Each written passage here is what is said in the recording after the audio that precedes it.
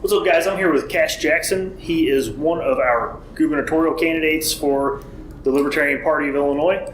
Kash, how you doing today? I'm doing fantastic. Thank you, Aaron. Tell me a little bit about how you became interested in libertarian politics. You know, like everybody else, you kind of have a story and where we come from and what's impacted our lives and what kind of drives us into being politically active. And while I never really considered myself going into politics and running for a political position, I did somewhat see myself getting involved, maybe on an activism level, but I never really knew what that looked like until I was about in my 19-year mark in the Navy and went through a very contentious divorce. And some of what I experienced inside that court system, it really gave me the realization that what I had supported and defended, or what I thought I was supporting and defending, which is the Constitution, for nearly 2 decades, the way that I was treated and the way that I saw others treated, it gave me a very harsh realization about what our judicial system looked like. And it was really my first glimpse because I'd never set foot in the courtroom.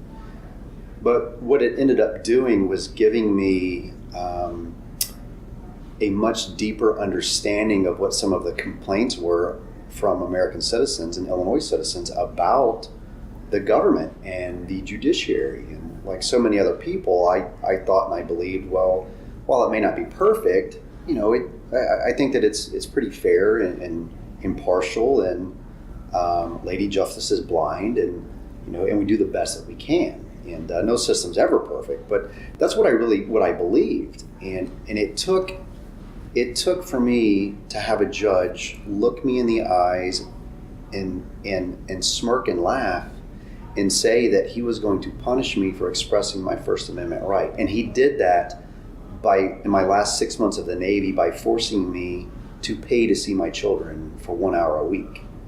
Now, for any person who is a family person, and even if you're not, imagine that where you peacefully express your First Amendment right, and then you have somebody that's supposed to defend and represent justice that laughs in your face and says, yeah, I'm going to make you pay $35 an hour to see your children for 1 hour on Saturdays, after I'd done nearly 2 decades of service.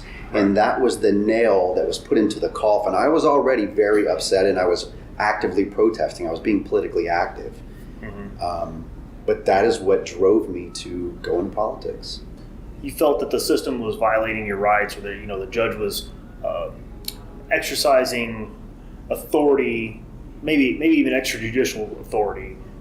Is that kind of what pushed you in the direction of liberty, or did you find yourself that you identified as a libertarian before that, or? Well, I'd already began exploring it before that ever occurred. Whenever I was stationed in Washington State, and that's where I first began considering looking more into politics, realizing what I was going through inside the judicial system. I realized for me to impact and affect change, I have to be involved on a greater level. And while I didn't know exactly what that looked like, I began exploring. And so one of the first places that I went was to a Republican chapter meeting in Kitsap County, Washington. And I was a registered Republican, voted, not strictly down the line as a Republican, but for the most part, pretty conservative voter. And so I went to one of these chapter meetings, and it was a stereotypical old white people bickering and fighting back and forth, and I'm sitting there and I'm listening to them, and I'm just a fly on the wall. I'm just observing. It's my first one I've ever been to, but it really represented what so many other people felt and thought about the Republican Party, that stereotype of just crusty old white guys that can't evolve their level of thinking, and they're stuck in the 40s and 50s and whatever. Mm-hmm. But what I just saw is look, this isn't representative of what I am as an individual and what I believe in individual liberties. And I really had an evolution in my own thought processes about right and wrong and what we should enforce on a moral level and on a legal level. And oftentimes what I believed was right and just, it wasn't. It was very immoral in the laws that we were enforcing. And and I really had to take a hard look at that and say to myself, that's not the type of man that I am anymore, and I don't want to be that man. And so I went to, ironically, it was the very first Libertarian chapter meeting in Kitsap County, Washington. Brand new chapter, just stood up. I got invited by a friend of mine who was also involved in family law reform in Kitsap County. She invited me. And so I went, and again, a fly on the wall, and I sat there and I listened to these libertarians as they discussed their ideas and their philosophies and the principles of the Libertarian Party. And the more I sat there and listened, the more I realized that I'm a libertarian. I just didn't know what a libertarian was. Yeah, right. Yeah, and that's what really drew me to the party. Obviously, a big part of your campaign is that you are a 20-year Navy veteran. Do you think that your service in the Navy gives you a particular perspective on liberty? Absolutely. And it does so through a variety of ways. One, I've had the opportunity to live in different states, and living inside different states and viewing just kind of the policies and the political structure and how citizens are impacted, i.e. from Georgia to Arkansas to Louisiana to Washington State to Illinois. I got the opportunity to really see what is the morale like in a state or in a community. If you're in a very depressed region of a state, obviously, typically the morale is going to be pretty low. And if you're in a very affluent area, normally the morale's much higher amongst the citizens there. But collectively, on a state level, Illinois is the only state that I've ever lived in. And when I tell people I live in Illinois or I'm stationed in Illinois whenever I was stationed here before, and I would tell people that, the most common response that I got nationwide was, "Wow, I'm sorry to hear that." Oh, wow. Or whenever I was actually stationed here and I would tell people whenever I traveled and what have you, people would say, "Why in God's name would you live in Illinois? That place is wretched." Right. And a lot of these people they didn't live here. They weren't from here. But the perception is the reality. And we know that and we understand that because we've got so many issues surrounding Illinois. It's known nationwide, and many people don't want to live here. And those that do live here, unfortunately, are being forced into a position of where they want to leave. So being in the Navy has given me a very unique perspective as just an individual citizen who has lived across multiple states in the country, in realizing that in states like Washington, where they legalized cannabis recreationally, I was there whenever that occurred, and being in other states where they don't have FOID cards, and the Second Amendment is much more relaxed, if you will, in those states, where people can freely live out their lives without government intrusion.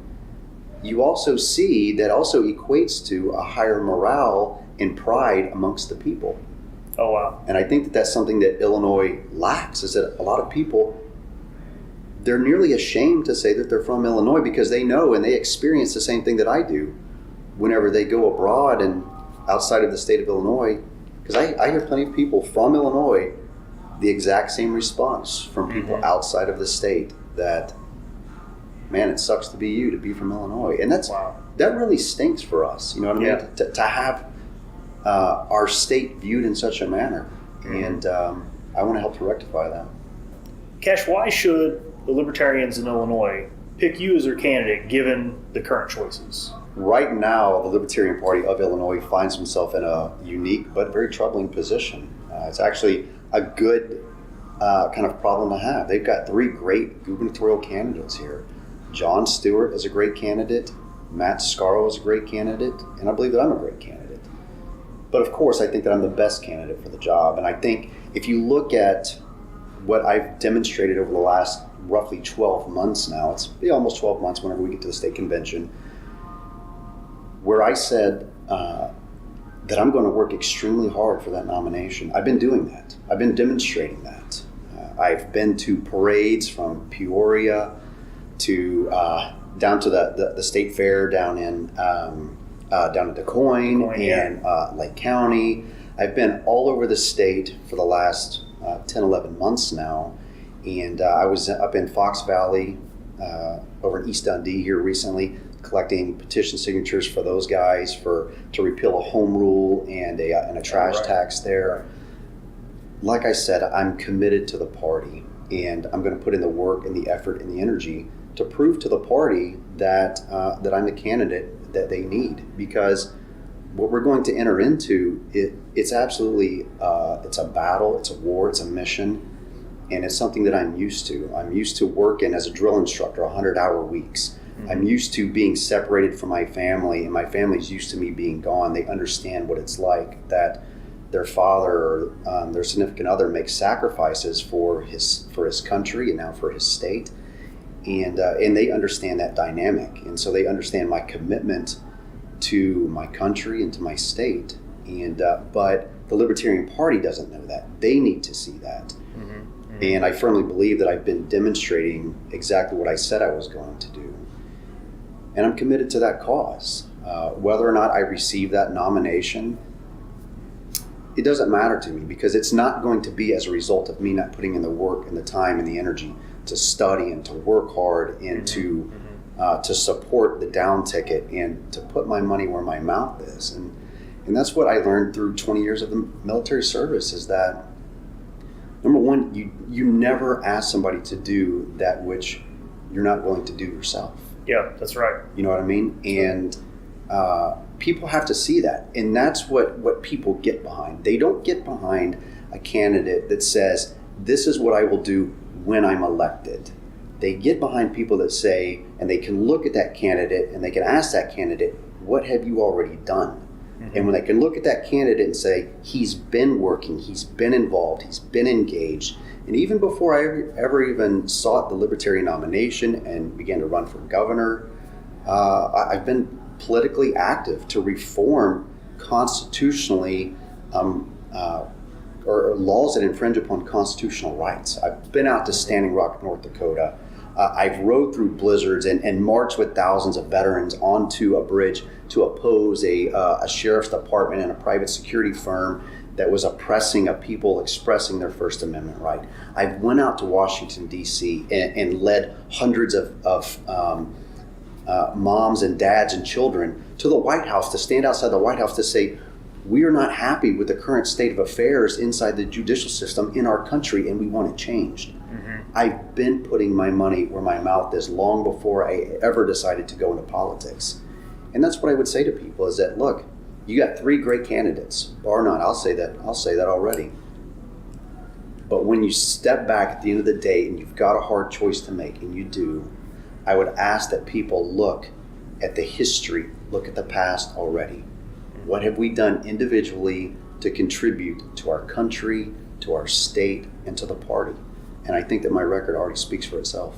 In this state, I'm sure you've seen since you've been here that the Republicans, they like to praise Bruce Rauner for the job that he's done, and they like to blame Michael Madigan. And of course, Michael Madigan is the longest standing House Speaker in the United States history, and for Illinois to be in the shape that it's in does speak to his leadership.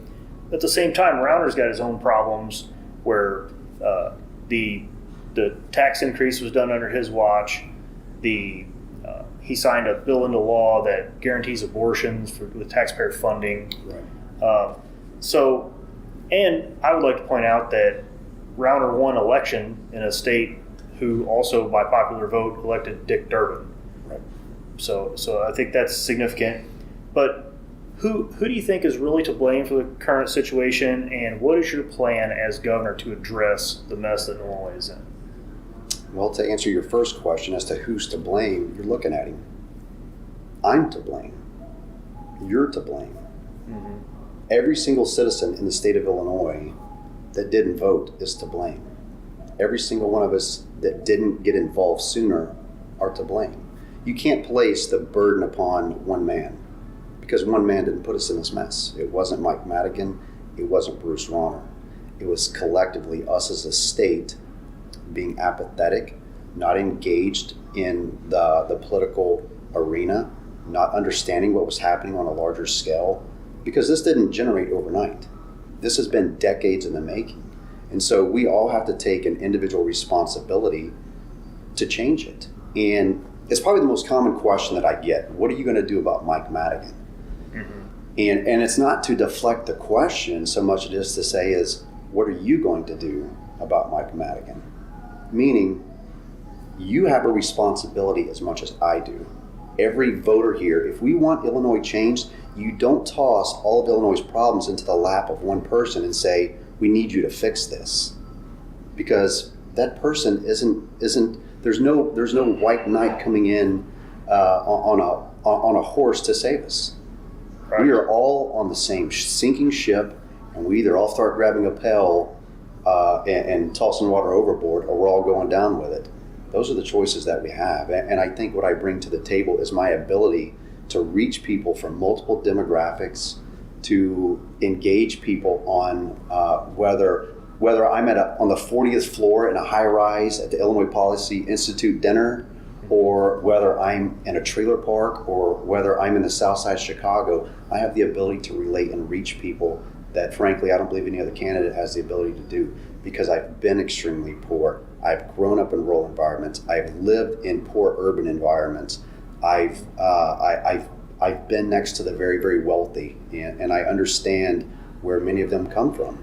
Mm-hmm. But at the end of the day, we're human beings, and if you don't have an ability to reach people from multiple spectrums, what you're going to end up doing is basically group and political class warfare, and you divide people. That is the exact opposite of what Illinois needs. Illinois needs leaders, not just a governor, but more elected officials that have the ability to sit down and have a conversation with multiple different types of people and come to viable solutions for the state. I have the ability to do that.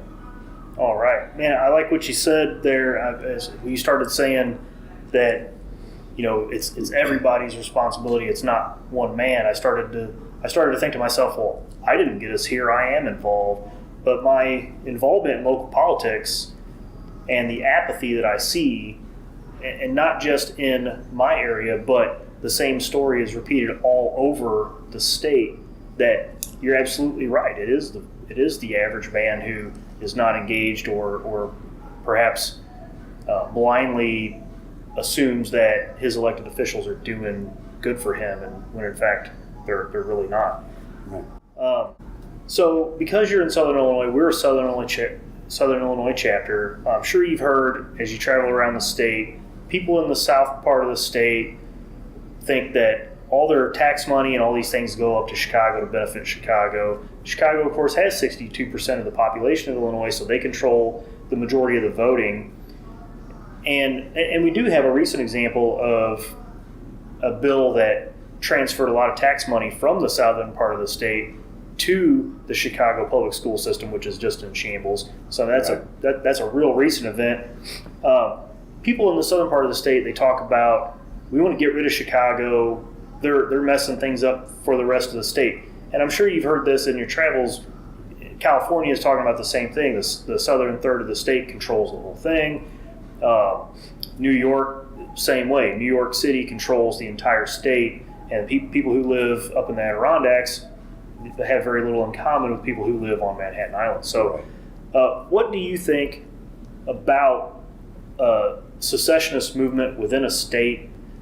Just give me your thoughts on that. Yeah, it's an interesting idea, and it's one that I hadn't really considered too terribly much. I heard it somewhere when I was in Washington State as well, where Seattle, kind of the local politics of Seattle and west of the Cascades, that's pretty much what drove Washington politics. And once you hopped east of the Cascades, it was kind of like the separation here of going south of I-80. Mm-hmm. And just the demographic was really different. And while they didn't really speak too much of succession, what they did speak of was the exact same issues, is that we don't feel the same way that they feel on that side of the state. And I don't know that it would be a good approach or a bad approach, because I can see some reasoning behind why people would feel that way, and that if you had politics and political representatives in your state that more closely resembled your belief system, and they were ruling in such a manner that it honored more closely what you and your family and your societal structure looked like, people would generally be happier and there wouldn't be so much division. So there's a valid point in it. But I'm going to draw upon my military experience again here and say that I think it's a bad thing.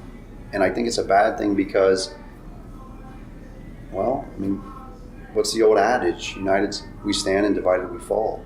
Mm-hmm. And there is strength in diversity. There is strength in overcoming what separates us and finding what unites us and focusing on those objectives, on what we have in common and what we all have in common throughout this entire state, whether you're on the north side of Chicago or if you're down here in a coal town in southern Illinois, is that we all want to just be able to live and to prosper and to express our freedom and liberty that men and women died for and sacrificed for. We want that, and we want it for our future generations, and we want to see that passed on to them and feel as though we're getting a fair shake as Illinois citizens. And so it doesn't matter when I go to Inglewood in the south side of Chicago, they just want a fair shake. They want to feel like they have an opportunity to succeed and provide for their families and to move beyond what their current state is. And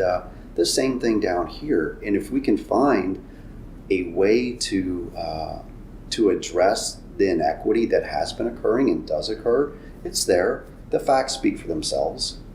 Statistically and factually speaking, it's there where the money, much of the money gets diverted into the Chicago public school systems and the taxation rate throughout the state within a lot of that funding gets diverted into Chicago and the machine just keeps turning. And so people have a right to feel the way that they do, but I think that dividing this state ultimately would be worse for us than it wouldn't be productive, I don't believe. Now, obviously, anybody looking at the campaigns right now, they can see that your social media presence is just like off the charts from perhaps what we're used to seeing with other prominent libertarians that are just getting going in a campaign. What is your social media strategy going into the campaign in this phase of the campaign, as well as after the nominating process? It's not so much of a strategy, and maybe that's not the answer I should give you. It's not so much of a strategy as it is just keep doing what I've been doing. And the social media following and support that I have, it's not as a result of me running for governor. It's as a result of me being active and people seeing that, look, here's a man who has a passion for his country, who believes in what he's doing, and he's willing to risk a great deal to see the change come forward. And a lot of people don't know, Aaron, that like whenever I launched Restoring Freedom in the campaign that I did back in 2016, on September 1st of 2016, my first day out of the Navy, I put on my dress blue uniform with full medals, and I inverted an American flag, which is a sign of duress. Mm-hmm. And I did so to bring attention to what so many families are struggling with across this nation, what I was struggling with. But I was willing to risk 20 years of military service and everything that I had worked for, my retirement, my pension plan, my future education benefits, my future health benefits.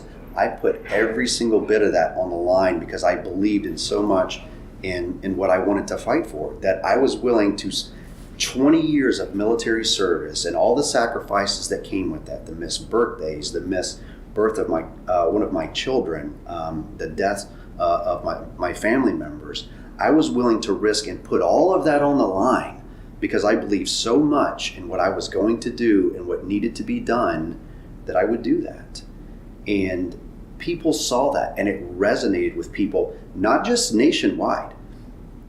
I have a lot of supporters from Australia to New Zealand, the United Kingdom, Canada, Venezuela, communist countries. People reach out to me. Oh, wow. I have people message me. There's one guy who me and him a Facebook chat. He's from Ireland. Other people from Australia send donations to my campaign. I have the ability to reach people because people, they see authenticity and they see transparency. And when they recognize somebody who's vulnerable and human, they can connect with that. And when you can connect on that type of level with people, you have the ability to impact and to make change. And that's what we have to do. If we want to be successful as libertarians, Larry Sharp said it at the state convention. And while not voicing it, it's what I was already doing. And I was already doing it because I know enough about people that if you don't connect with them on a personal level, on a very real level, and they can't understand where you're coming from, you're not going to reach them. And if you can't reach them, they're never going to be a part of your team. And we have to grow our team. And so I'm not going to change one damn thing that I'm doing because what I've been doing works.